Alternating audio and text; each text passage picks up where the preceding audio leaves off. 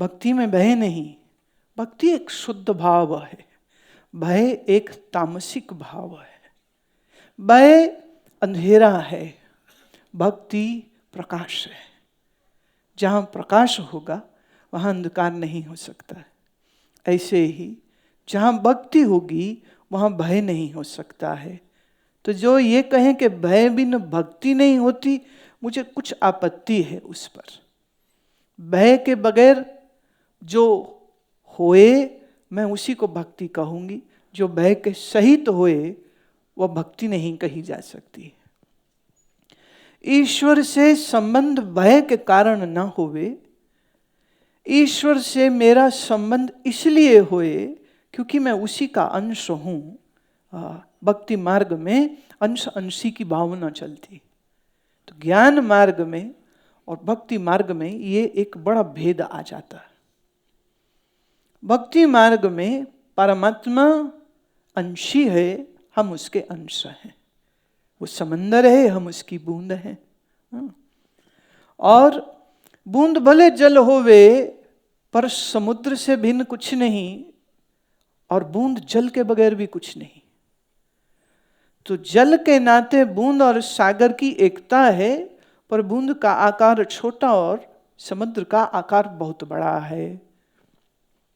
तो भक्त कहता है मैं अल्पज्ञ हूँ, जीव हूँ, दीन हूँ, छोटा हूँ, और प्रभु महान हो, विभु हो, सर्वशक्तिशाली हो, इसलिए मैं आपकी शरण में हूँ, मैं आप पर समर्पित हूँ, मैं आपका ही हूँ, आप मुझको संभालिए, आप मेरे रक्षक हैं। आप मेरे रक्षक भी हैं, आप मेरे भक्षक भी हैं। हम जन्म पे तो बड़ी खुशी करते हैं, पर मरने पर, किसी के मरने पर बड़े पीड़ित होते, बड़े दुखी होते। हम भूल जाते जिसने जन्म दिया वो जब चाहे मृत्यु भी देगा, जिसने उत्पन्न किया है वो नाश भी करेगा। बनना और मिटना क्रम है सृष्टि का। तो जन्म पे दुखी आप नहीं होते, घर बच्चा पैदा हुए सब सुखी होते। प्रश्न ये उठता है जब कोई मरेगा तो दुखी होते। तो मरने से भय हो गया और जन्म से लगाव हो गया, राग हो गया। अब ये जो मन में राग और द्वेष बैठ गए, ये राग और द्वेष तुम्हें कभी चैन से रहने नहीं देंगे। देखिए, बूंद है जल स्वरूप, पर जो बूंद ये भूल गई कि मैं जल स्वरूप हूं, वो बूंद बहुत कष्ट पाती। ऐसे ही जब जीव यह भूल जाता है कि उसका संबंध ईश्वर से है, तो वह भी बहुत दुख पाता है। अब हम सबसे संबंध बना लेते हैं। देखिए, बालिका पैदा होती है तो ये तुम्हारी माँ है, ये पिता है, भाई है, दादा दादी, नाना नानी, चाचा चाची, ताऊ, काका काकी, ये कजन्स हो गए, ये रिश्तेदार हैं, और ये सब हमारे हैं। और फिर धीरे धीरे वो हमारे नहीं हैं। तो कुछ मेरे हैं और कुछ मेरे नहीं हैं। तो मेर का, तेर का, अपने का, बेगाने का, ज्यों ज्यों भाव अंदर बनने लग जाता है, त्यों त्यों चित्त में एक हलचल शुरू हो जाती है। तो फिर जिस जिस से मुझे सुख मिले उसके मैं करीब रहूं, और जो जो मुझे दुख देवे मेरे से दूर चला जावे। ये अब मन में हमेशा के लिए एक कश्मकश शुरू हो जाती। सुख आए ने और दुख आए नहीं, ये एक तड़प हो गई। सुख आए और दुख आए नहीं, जन्म होए मृत्यु होए नहीं। इस सृष्टि के नियम के उलट है भाई। इस सृष्टि का नियम कुछ ऐसा है, कोई मिलता है बिछड़ने के लिए, कोई जन्मता है, हम चाहे न चाहे नियम सब पे लागू है। पर हम कहते ना जी, हम तो रोज महामृत्युंजय का जप करते हैं, काल हमें क्या छुए। ये उत्तर भारत में ना 3 व्हीलर और ट्रकों के पीछे ये मैंने ये लिखा पढ़ा बहुत बार, ताका काल क्या करे जका रक्षक है महाकाल। और उसके बाद वो ऐसी उल्टी सीधी गाड़ी चलाते हैं कि मैं कहती हूँ महाकाल भी क्या करे जो ड्राइवर है बेहाल। ऐसा खतरनाक गाड़ी, सिग्नल दिए बगैर बाएं मुड़ गए, दाएं मुड़ गए, बीच में ही रुक गए। भाई क्या किया, क्यों गाड़ी रोकी? बोले फोन आ गया। तो फोन सुन रहे, हाईवे पे जीटी रोड पे खड़े हैं और सुन रहे हैं, और पीछे लिख के बैठे हैं कि महाकाल मेरा रक्षक, मेरा कुछ हो ही नहीं सकता। भाई साहब बिल्कुल हो सकता है। बोले नहीं, हम तो रोज महामृत्युंजय करते, हमारा क्या होगा? इस भूल में मत रहिए। देखिए महामृत्युंजय जरूर करिए, मैं ये नहीं कह रही महामृत्युंजय मत करिए, जरूर करिए, अवश्य करिए, पर इसके करने से तुम कभी मरोगे नहीं, ये गलतफहमी मत पालिए। मैं आपको एक बहुत बहुत विद्वान श्रोत्रिय ब्रह्मनिष्ठ पूज्य स्वामी अखंडानंद सरस्वती जी महाराज की बात कहती हूँ। वृंदावन में आप उड़िया बाबा जी के शिष्य, तो इनका जन्म जो है ब्राह्मण परिवार में हुआ और घर में तो सबई ज्योतिषी। तो जब इनकी पत्री बनी तो उसमें निकली कि ये तो अल्पायु है, माने 18 छुएंगे ये भी संशय। तो जब ये 12-13 के हुए तो इन्होंने महसूस किया कि जब मेरा जन्मदिन होता है माँ मीठा बना रही है, पर साथ में दुखी है और फिर रो पड़ती है। फिर पूछा एक दिन उनने कि एक तरफ तो खुश है, मीठा बनाती है, दूसरी तरफ तो रोती है, क्यों? बोले अपने पिताजी से पूछ लेना।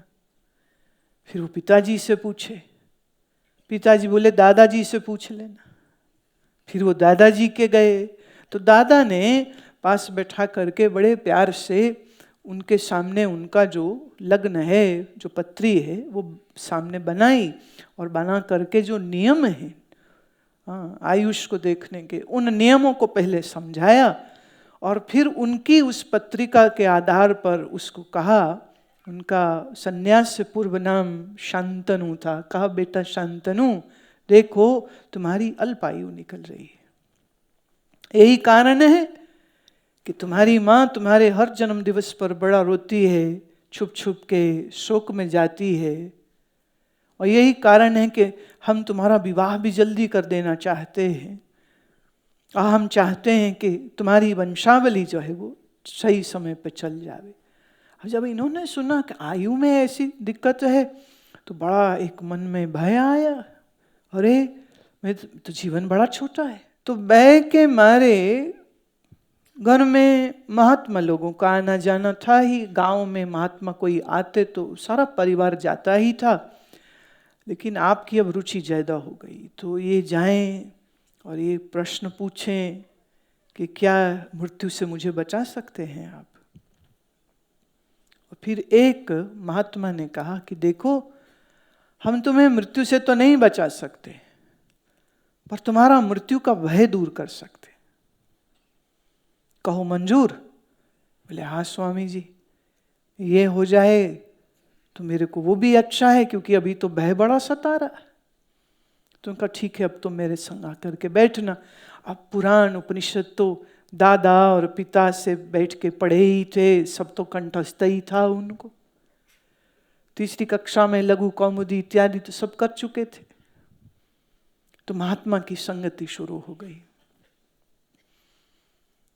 और सुनते सुनते समझते समझते उनके कहने पर इन्होंने कुछ एक अभ्यास जो है वो प्रारंभ किए। तो श्वास को कैसे साधते हैं वो, शरीर का आसन कैसे साधते हैं वो, ऐसे उत्तर उत्तर उन्होंने बहुत साधनाओं को प्रारंभ कर लिया। और फिर एक दिन ध्यान अवस्था में प्रगाढ़ता से एकाग्रता हो गई और चित्त सर्वरूप से अनात्माकार वृत्तियों से हीन हो गया।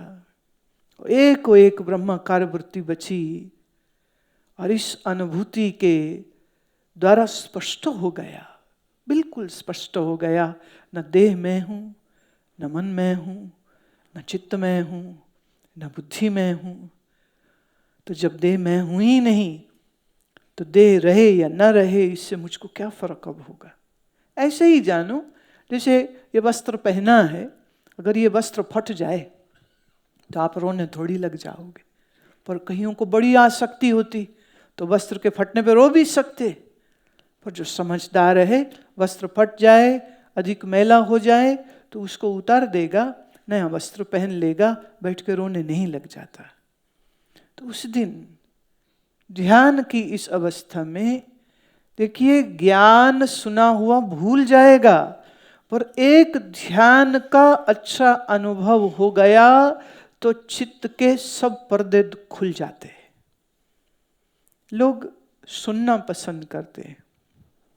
अभी कल जब कलकत्ते एयरपोर्ट पे उतरी तो एक सज्जन मिले, मुझे देख के कहते हैं, अरे आप वही हैं ना जो सुबह आते हैं? मैं हाँ वही हैं। बड़ा मजा आता आपको सुन के। तो मैं हतप्रभ थी कि मैं क्या रिएक्ट करूं, क्यों मैं कोई कॉमेडी कर रही हूं कि तुम्हें बड़ा मजा आया। मैंने व्हाट अ वर्ड टू से। पर शायद उनका ज्ञान भाषा का सीमित था, तो शायद इतना ही समझ पाए। पर मैं बहुत विचार करने लगी कि ये कैसा शब्द, बड़ा मजा आता है, किस चीज का मजा आता है? मैं मौत का राग अलाप रही हूं, तुम्हें मजा आता है? तो थोड़ा बुद्धि सनका गई है क्या भाई तुम्हारी? मैं कह रही हूं जीवन छोटा है, मैं कह रही हूं जीवन हाथ से जा रहा है, मैं कह रही हूं कब बुढ़ापा आके धवा मार दे। बुढ़ापे का तो शायद तुम फिर गिनते हो कि अभी तो हम 25 के हैं, 30 के हैं, बुढ़ापा दूर है, पर रोग कब आके चिपट जाएगा क्या मालूम। जीवन छोटा है, अल्प है, ऐसे में जागो, उत्तिष्ठत, जागृत, जागो, उठो, साधना। अब इसमें मजे वाली बात कौन सी हुई? बोले मजा बड़ा आता है। मैं चलो भाई, ये भी हमारी किस्मत, हम ज्ञान सुना के जगा रहे हैं, उनको सिर्फ मजा ही आ रहा है, पर चलो कुछ तो आ रहा। ये भी बड़ा संतोष है कि आज मजा आ रहा है तो कल शायद अकल भी आ ही जाए। अभी सिर्फ मजा आ रहा है, इट्स नाइस, हाँ it's very good, very good, बड़ा मजा आता है, अच्छी बात है। पर मजे के लिए नहीं सुनते प्यारे। अजो एक तो और सज्जन बड़े अद्भुत मिले यात्रा में, क्योंकि क्लोज प्रॉक्सिमिटी हो जाती है तो बड़े बड़े अद्भुत दर्शन होते हैं लोगों के। एक सज्जन और मिले, कहते जी बड़ा मजा आता है, 6 बजे मैं चाय पीता हूँ, इधर आपका प्रोग्राम आता है, चाय पीता जाता हूँ, आपको सुनता जाता हूँ। मन बड़ा हुआ, या तो चाय बंद कर दे या मुझे बंद कर दे, दोनों में एक चीज को तो बंद कर, कोई कॉम्बिनेशन नहीं। हाँ, और इंद्रियों की गुलामी इतनी है, और इंद्रियों की ये जो दासता है, ये ही आपको इस सब चीजों को सुनने तक आपने सीमित कर दिया है। आप उसका वास्तविक लाभ नहीं ले पाते। सुनना परिवर्तित हो जाना चाहिए अभ्यास में। सुनना आपके अंदर एक प्रेरणा को जगा दे कि अब हम ये जो बात बोल रही हैं इसको हम अनुभूत करेंगे। ये कह रहे हैं कि चंचल मन से दुख है, एकाग्र मन से सुख है, तो हम अब एकाग्रता को लाएंगे। ये कह रही हैं सत्संग में, नाम सुमिरन में आनंद है, ईश्वर भी स्मरण में दुख है, तो हम ईश्वर स्मरण करेंगे। मजा ये आना चाहिए ना। तो मजा सुनने में नहीं, मजा अभ्यास की ओर। जो सुनना तुम्हें अभ्यास की ओर प्रेरित न कर पाया, वो सुनने का भी लाभ अधिक नहीं होगा, क्योंकि चित्त तुम्हारा आज एक चीज में मजा ले रहा है। सच तो ये है, ये सड़क में लोग पुचका खा रहे होते हैं, मजा तो उन्हें वहां भी आ जाता है। हाँ, कोई सिनेमा जाता है, मजा वहां भी आ जाता है। कोई आइसक्रीम खाएगा, मजा वहां भी आता है। कोई वो ज्वेलर के जाके सोना खरीदेगी देवी, मजा वहां भी आ जाता है। तो मजा जो खा पी के आ रहा है, तुम कहीं वही मजा बोलो सत्संग सुन के आ गया, तो मैंने पुचका और सत्संग एक बराबर। तो ये कैसे कॉम्प्लीमेंट हुआ? It is not a complement at all. तो थोड़ा सा भाषा को समझना चाहिए। सुनना अभ्यास में परिवर्तित हो जाना चाहिए। अब होता क्यों नहीं है? सुनते हैं, सब सुनते हैं। एक बोले हम तो बचपन से रामायण सुनते हैं। मैं पर तुम रामचंद्र तो बने नहीं, रह गए तुम कुंभकर्ण के। 11 बजे तक सोते रहते हो, रात 2 बजे तक जगे रहते हो, तो फिर तुमने रामायण क्या सुनी? कह रहे नहीं जी ऐसा, घर में पंडित जी आते हैं ना, रोज सुबह बाँच जाते हैं कथा, हम थोड़ी देर प्रणाम करके निकल जाते हैं। तो मैंने कहा भाई साहब फिर ये कथा बचवा ली तुमने किसी से, उससे लाभ तुमको क्या हुआ? भगवान ने भगवत गीता में यह बात समझाई, कर्मेन्द्रियाणि संयम्य यास्ते मनसा स्मरन् इंद्रियार्थानि विमूढ़ात्मा मिथ्याचारः स उच्यते। हमारी कर्म इंद्रियों को हम कभी कभी रोक सकते, हठ से, संयम से। इन कर्मों की इंद्रियों को हम रोकें कभी कभी। अब मैं इसलिए कह रही हूँ और भगवान कह रहे हैं कभी कभी, क्योंकि ज्यादातर तो इंद्रियां बही बही जाती हैं। कर्म इंद्रियां अर्थात सबसे बड़ी एक जीभा। जीभ या तो लपलपाती है कुछ खाने को, अभी नमकीन, अभी मीठा, अभी ठंडा, अभी गरम, अभी ये, अभी वो। हाँ, सुबह का नाश्ता पूरा नहीं होता, दोपहर क्या खाएंगे उसकी चिंता, दोपहर खाए तो शाम क्या खाएंगे उसकी चिंता, शाम खाया रात क्या खाएंगे उसकी चिंता, घर खाया बाहर कब खाएंगे उसकी चिंता।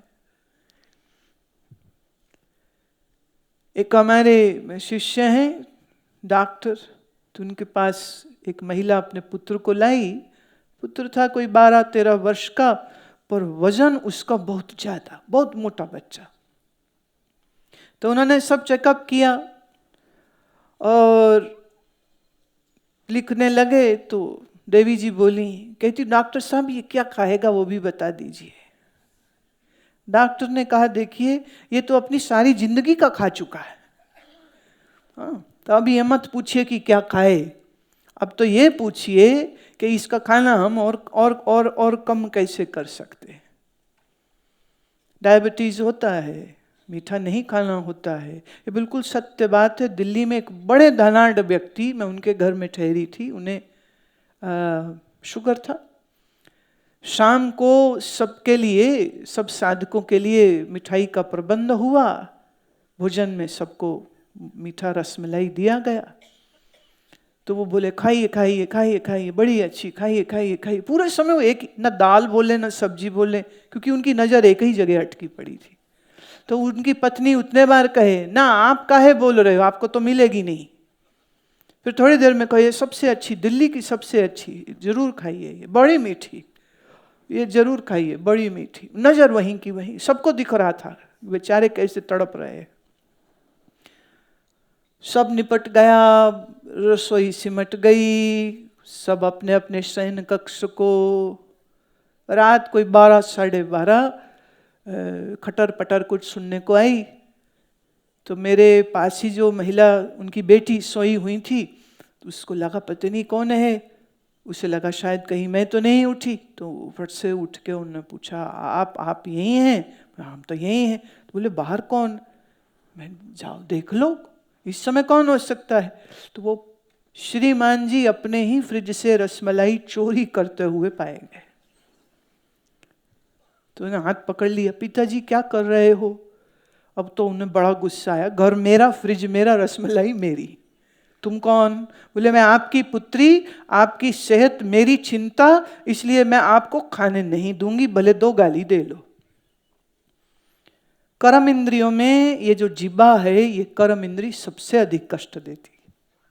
You know what you shouldn't eat, but you like to eat that which you shouldn't eat, you know it. पर ये जो जीभ है ना, मात्र 3 इंच की, ये 3 इंच की जीभ ये 70 किलो के शरीर पर भारी पड़ जाती है। कर्म इंद्री, जीभ, खाना, बोलना।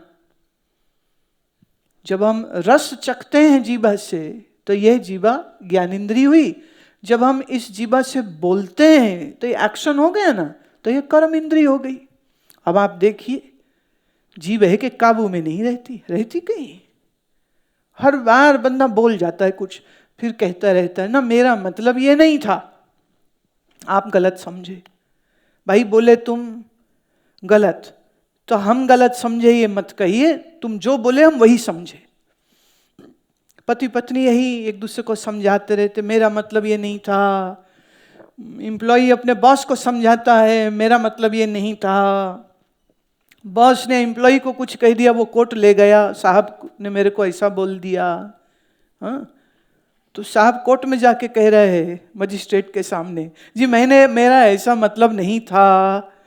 एक जीव है जो बड़ी तकलीफ दे देती। और महाभारत का तो पूरा युद्ध 2 ही चीज पे, एक दुर्योधन का द्वेष और दूसरे जो द्रौपदी ने अपशब्द कहे उसको, अंधे का पुत्र अंधा। ये बहुत खतरनाक काम कर गया था।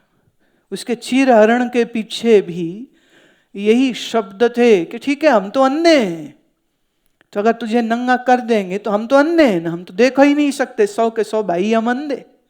तो वो द्रौपदी के कहे शब्द का जो तीर है वो बड़ी जोर से लगा। हमारी जिह्वा पर नियंत्रण अगर हम कर सकें तो मैं समझती हूँ हम एक अच्छे साधक बड़ी जल्दी बन जाएंगे।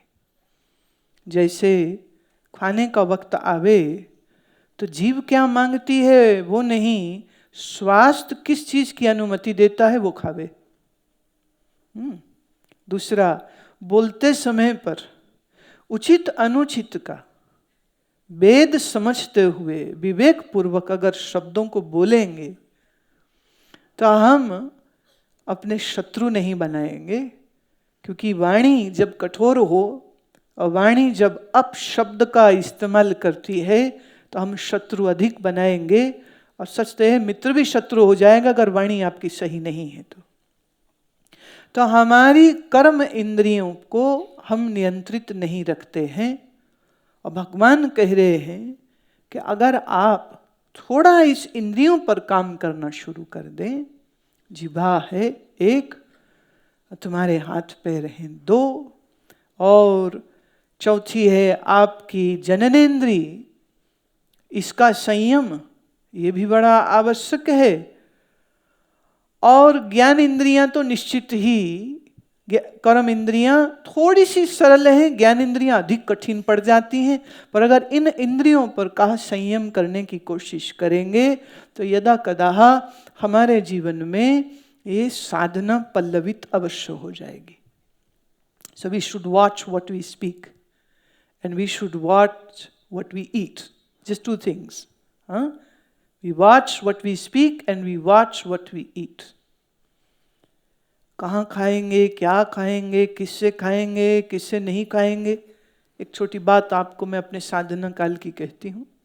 एक बार मेरी दैनिक जो सत्संग में जहाँ श्रवण करने जाती थी बाल काल में, एक दिन वहाँ महात्मा ने एक बात कही कि देखो, जो सच्चे दिल से साधना करना चाहते हैं उन्हें इस बात का बहुत ध्यान रखना चाहिए कि वो कैसा अन्न खाते हैं।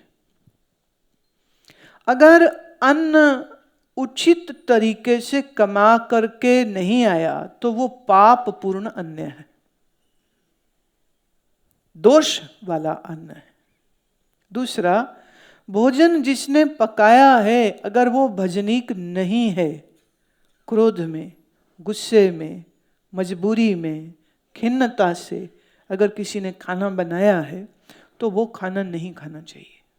देखिए, मांस न खाओ, शराब न पियो, उसकी बात नहीं वो कह रहे, ये थोड़ी सूक्ष्म हो गई बात। वो कह रहे कमाने वाले ने क्या न्यायपूर्ण ढंग से धन कमाया है। दूसरा, पकाने वाले ने क्या शांत भाव से भोजन पकाया है। 2 चीजों का ख्याल रखें।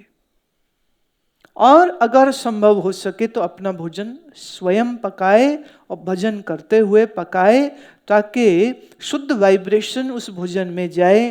पकाने वाले ने अगर क्रोध में पकाया है तो जानिए क्रोध की वाइब्रेशन आपको, खाने वाले को प्रसाद में जरूर मिलेगी। हम इस चीज का ख्याल नहीं करते। तो जो आया, खाना अच्छा दिखना चाहिए, जुबान को स्वाद लगना चाहिए, हम झटपट खा जाते हैं। कौन विचार करता है इतना? पर हम आध्यात्मिक व्यक्ति उसी को तो कहते हैं जो हर कार्य विचार से करता है। जो विचारहीन है वो संसारी, जो विचारशील है वो सत्संगी। अब आप देखिए कि आपको सत्संगी बनना है या आपको संसारी बनना है। संसारी बनना है तो भाई साहब कुछ सोचने की जरूरत नहीं, फोन में ऑर्डर करो, खाना जो आए खा जाओ। भाई आप पशु को भोजन देते हो, पशु ये थोड़ी पूछता है किसने पकाया, पूछता है? नहीं। अच्छे धन से कमाया, पूछता है? नहीं। ऐसा ही अधिकतर मनुष्य करते हैं, जो मिल गया खा गए, जो मिल गया खा गए, जिसका मिल गया खा गए। महात्मा ने जब ये बात कही तो मेरे बहुत बहुत अंदर तक ये बात चली गई। तो घर में जब रहती थी तो भोजन पकाने की जिम्मेदारी मैं खुशी से माँ को कहा कि तुम मुझे दे दो, खाना मैं ही बनाऊंगी मैं। तो वो बड़े हैरान होते थे क्योंकि मैं काम करती नहीं थी कोई भी, मेरा कोई इंटरेस्ट नहीं होता था, ये चूल्हा चौका मेरे बस का रोग नहीं है। हम तो सत्संग में भागे रहते थे, पर अब अचानक से हमारा डायलॉग ही चेंज हो गया। मैं कह रही नहीं, खाना तो मैं ही बनाऊंगी मैं। तो उन्होंने पूछा क्यों? फिर मैंने उन्हें बताया, क्योंकि वो भी सत्संगी है महिला। तो मैंने उनसे कहा कि देखिए, जब भजन करते हुए, नामस्मरण करते हुए शुद्ध भाव से मैं भोजन बनाऊंगी तो इस घर में रहने वाले सभी जीव भागवत भक्त बनेंगे, ये मेरी भावना है और महात्मा का वचन है, और महात्मा के इस वचन पर मुझे अपार श्रद्धा।